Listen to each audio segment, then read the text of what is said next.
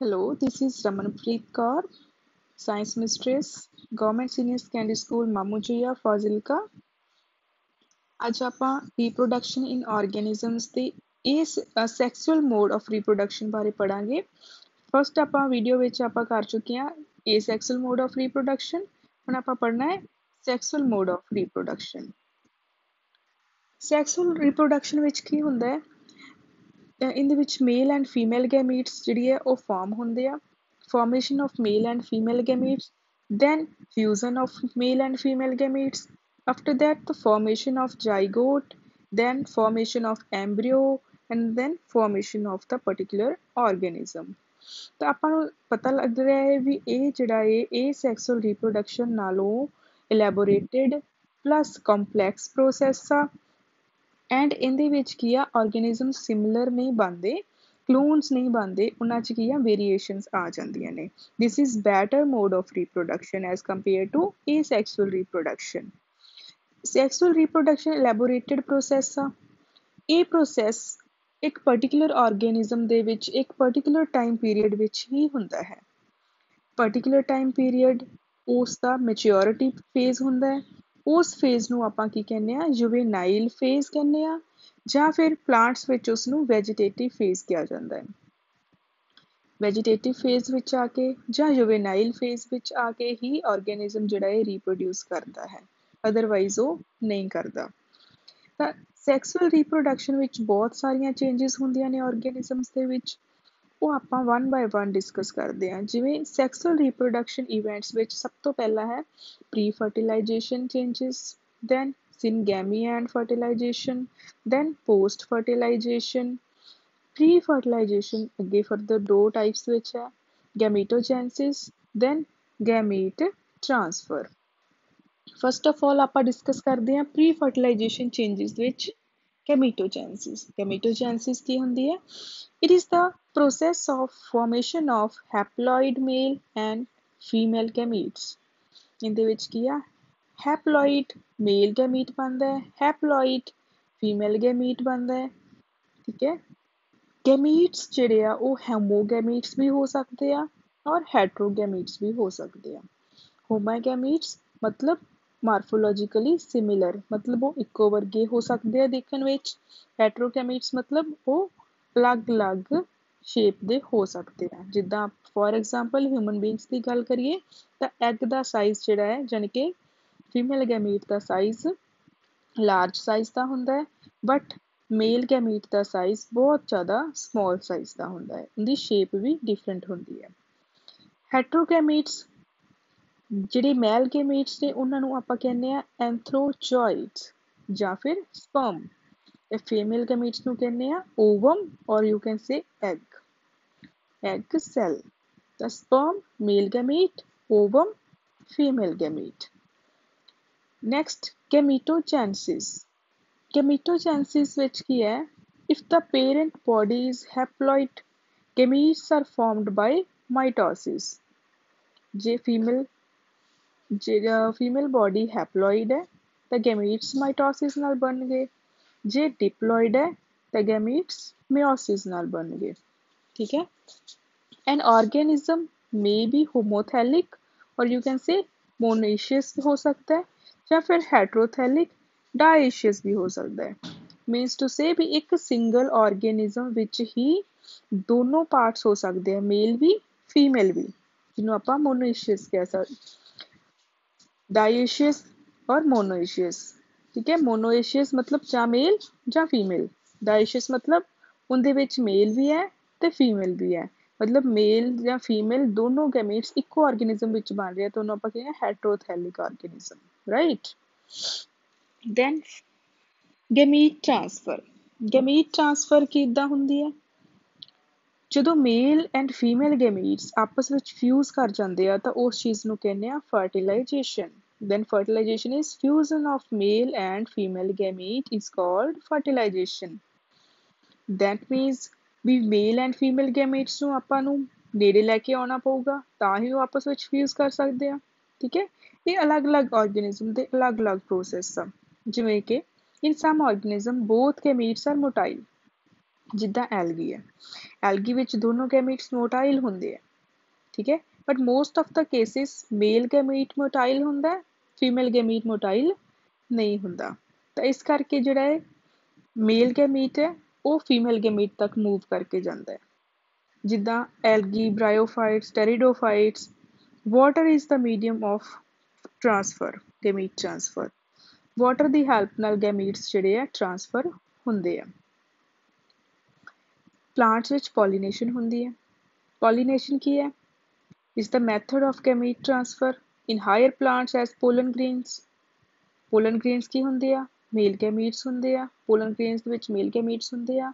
ਉਹ ਕੀ ਆ? ਫੀਮੇਲ ਤੱਕ ਜਾਂਦੇ ਆ, ਓਵਰੀ ਤੱਕ ਜਾਂਦੇ ਆ, ਠੀਕ ਹੈ, with the help of pollination. Pollination ਕੌਣ ਕਰਦੇ ਆ? ਅਲੱਗ-ਅਲੱਗ ਮੀਡੀਅਮ ਹੋ ਸਕਦਾ ਹੈ, ਜਿੱਦਾਂ ਏਅਰ ਹੋ ਸਕਦਾ ਹੈ, ਵਾਟਰ ਹੋ ਸਕਦਾ ਹੈ, ਠੀਕ ਹੈ, ਕੋਈ ਇਨਸੈਕਟ ਹੋ ਸਕਦਾ ਹੈ। The number of male gametes are 1000 times the number of female gametes. ਮਤਲਬ ਵੀ ਮੇਲ ਗੈਮੀਟਸ ਬਹੁਤ ਜ਼ਿਆਦਾ ਨੰਬਰ ਵਿੱਚ ਹੁੰਦੇ ਆ as compare to female gametes. ਇਸ ਕਰਕੇ ਕੁਛ ਮੇਲ ਗੈਮੀਟਸ ਜਿਹੜੇ ਆ ਰਸਤੇ ਵਿੱਚ ਹੀ ਡੈਡ ਹੋ ਜਾਂਦੇ ਆ ਜਾਂ ਲੋਸਟ ਹੋ ਜਾਂਦੇ ਆ। ਜਿਹੜੇ ਡਾਇਓਸੀਅਸ ਐਨੀਮਲਸ ਹੁੰਦੇ ਆ ਉਹਨਾਂ ਦਾ ਆਪਣਾ ਸਪੈਸ਼ਲ ਮੈਕੈਨਿਜ਼ਮ ਹੁੰਦਾ ਹੈ ਗੈਮੀਟ ਟ੍ਰਾਂਸਫਰ ਦਾ, ਜਿਵੇਂ ਕਿ ਅਥਵਾਵਾਂ। It results in the formation of diploid zygote. Syngamy मतलब zygote बनना. Syngamy means to say zygote बनना. In some animals like rotifers, honeybee, lizards, birds, कुछ birds, turkey है जिदा, female gametes develop into organism without fertilization. ਇਹ fertilization ਹੁੰਦੀ ਹੋਈ ਨਹੀਂ, ਮੇਲ ਗੈਮੀਟ ਨਾਲ ਫਿਊਜ਼ਨ ਨਹੀਂ ਹੁੰਦੀ। ਬਿਨਾਂ ਮੇਲ ਗੈਮੀਟ ਨਾਲ ਫਿਊਜ਼ਨ ਹੋਏ ਤੋਂ ਕੁਛ ਜਿਹੜੇ ਆਰਗੇਨਿਜ਼ਮ ਬਣ ਜਾਂਦੇ ਆ, ਜਿਵੇਂ ਕਿ ਹਨੀ ਬੀਜ਼। ਤਾਂ ਉਸ ਸਾਰੇ ਪ੍ਰੋਸੈਸ ਨੂੰ, ਉਸ ਫਿਨਾਮੀਨਾ ਨੂੰ ਕੀ ਕਹਿੰਦੇ ਆ? ਪਾਰਥੀਨੋਜੈਨਸਿਸ। ਪਾਰਥੀਨੋਜੈਨਸਿਸ ਕੀ ਹੁੰਦੀ ਹੈ? ਜਿਹਦੇ 'ਚ ਸਿਰਫ ਫੀਮੇਲ ਗੈਮੀਟ ਹੀ ਕੰਮ ਕਰਦਾ ਹੈ, ਮੇਲ ਗੈਮੀਟ ਤੇ ਕੋਈ ਪਾਰਟੀਸਪੇਸ਼ਨ ਨਹੀਂ ਹੁੰਦੀ। Then post fertilization events. ਇਹ ਇਵੈਂਟਸ ਜਾਈਗੋਟ ਫਾਰਮੇਸ਼ਨ ਤੋਂ ਬਾਅਦ ਹੁੰਦੇ ਆ, ਇਹਨਾਂ ਨੂੰ ਆਪਾਂ ਕੀ ਬੋਲਦੇ ਆ? Post fertilization events. Zygote development, number 1 type of life cycle of the organism. Zygote development ਕਿਹਦੇ ਤੇ ਡਿਪੈਂਡ ਕਰਦਾ ਹੈ? ਵੀ ਉਸ ਆਰਗੇਨਿਜ਼ਮ ਦਾ ਲਾਈਫ ਸਾਈਕਲ ਕਿੱਦਾਂ ਦਾ ਹੈ, ਜਾਂ ਉਸ ਦਾ এনवायरमेंट ਕਿਹੋ ਜਿਹਾ ਹੈ ਜਿੱਥੇ ਉਹ ਆਰਗੇਨਿਜ਼ਮ ਰਹਿ ਰਿਹਾ ਹੈ। ਤਾਂ ਜਾਈਗੋਟ ਡਿਵੈਲਪਮੈਂਟ ਕਿੰਨੇ ਟਾਈਮ 'ਚ ਹੋਊਗੀ, ਕਿੱਦਾਂ ਹੋਊਗੀ, ਇਹ ਸਾਰਾ ਕੁਛ ਉਸ ਆਰਗੇਨਿਜ਼ਮ ਦੇ ਲਾਈਫ ਸਾਈਕਲ ਪਲੱਸ এনवायरमेंट ਤੇ ਡਿਪੈਂਡ ਕਰਦਾ। Like in algae or fungi, it develops a thick wall around it to resist desiccations and damage and undergoes a period of rest.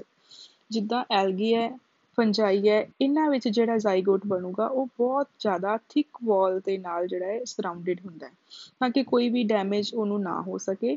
ਡੈਸੀਕੇਸ਼ਨ ਮਤਲਬ ਸਵੇਅਰ ਕੰਡੀਸ਼ਨਸ ਦੇ ਵਿੱਚ ਵੀ ਉਹ exist ਕਰ ਸਕੇ, ਅਤੇ ਉਹ ਕਿਉਂਕਿ ਉਹ ਕੁਛ ਲੰਬੇ ਸਮੇਂ ਤੱਕ ਪਿਆ ਰਹਿ ਸਕਦਾ ਹੈ, ਤਾਂ ਕਰਕੇ ਕੀ ਹੈ ਵੀ ਉਹ ਇੰਨਾ ਜ਼ਿਆਦਾ ਥਿਕ ਬਣਾਇਆ ਗਿਆ ਹੁੰਦਾ according to the environment. Organisms show haplotonic life cycles.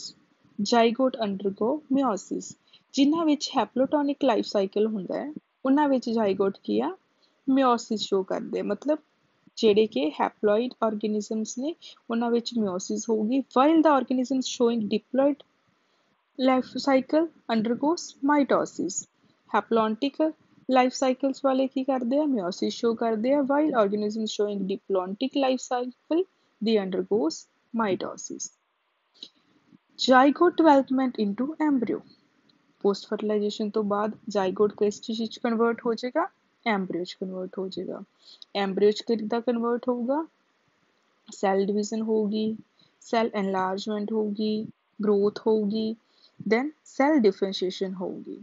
Cell differentiation ਮਤਲਬ ਹਰੇਕ ਸੈੱਲ ਨੂੰ ਆਪਣਾ ਪਰਟੀਕੂਲਰ ਫੰਕਸ਼ਨ ਪਤਾ ਲੱਗ ਜੂਗਾ ਵੀ ਇਸ ਤੋਂ ਆਰਮ ਬਣਨੀ ਹੈ, ਇਸ ਤੋਂ ਹੈਡ ਬਣਨਾ ਹੈ, ਇਸ ਤੋਂ ਕੀ ਹੈ ਕੋਈ ਵੀ, ਜਿੱਦਾਂ ਹਿਊਮਨ ਬੀਇੰਗ ਦੀ ਗੱਲ ਕਰ ਲਓ ਤਾਂ ਉਹਦੇ ਵਿੱਚ ਸੈੱਲ ਡਿਵੀਜ਼ਨ ਤੋਂ ਬਾਅਦ ਕੀ ਹੈ? ਐਮਬ੍ਰਿਓ ਤੋਂ ਬਾਅਦ ਸੈੱਲ ਡਿਵੀਜ਼ਨ ਹੋਈ, ਸੈੱਲ ਡਿਵੀਜ਼ਨ ਤੋਂ ਬਾਅਦ ਐਨਲਾਰਜਮੈਂਟ ਹੋਈ, ਗਰੋਥ ਹੋਈ, ਫਿਰ ਸੈੱਲ ਡਿਫਰੈਂਸ਼ੀਏਸ਼ਨ।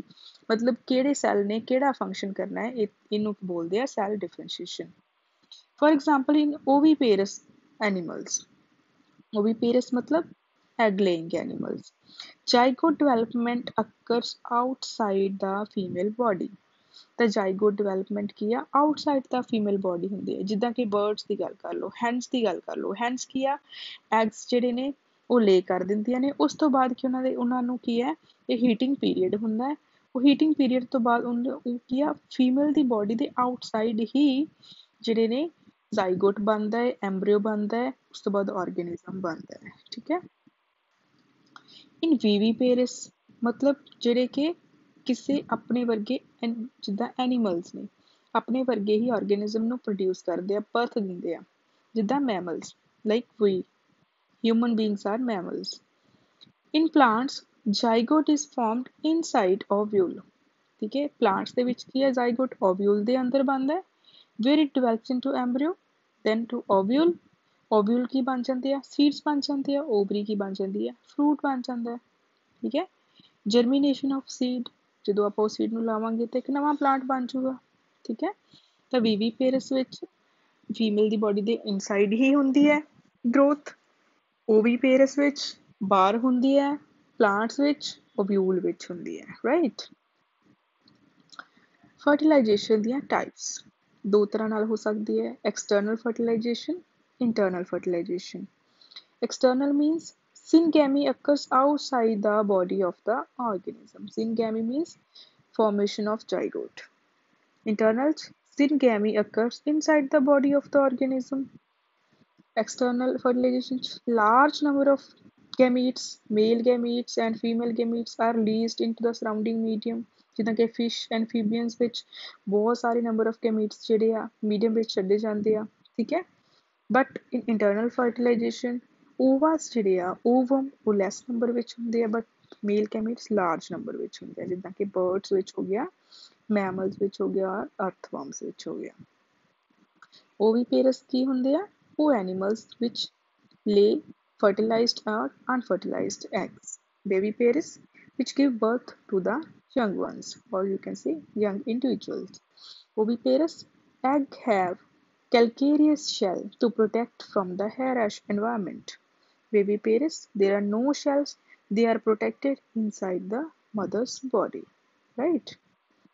Oviparous animals, कुछ एनिमल्स ने ਜਿਹੜੇ ओविपेरस ने, like ostrich, hummingbird, snakes, fishes, chickens, कुछ birds ਜਿਹੜੇ ਕਿ ਆ ਬਰਡਸ ਐਨੀਮਲਸ ਐਗਸ ਲੇ ਕਰਦੇ ਆ, ਉਹਨਾਂ ਨੂੰ ਆਪਾਂ ਓਵੀਪੇਰਸ ਆਰਗੇਨਿਜ਼ਮਸ ਬੋਲਦੇ ਆ। ਠੀਕ ਹੈ। This is the end of the chapter reproduction in organisms. Okay, thank you.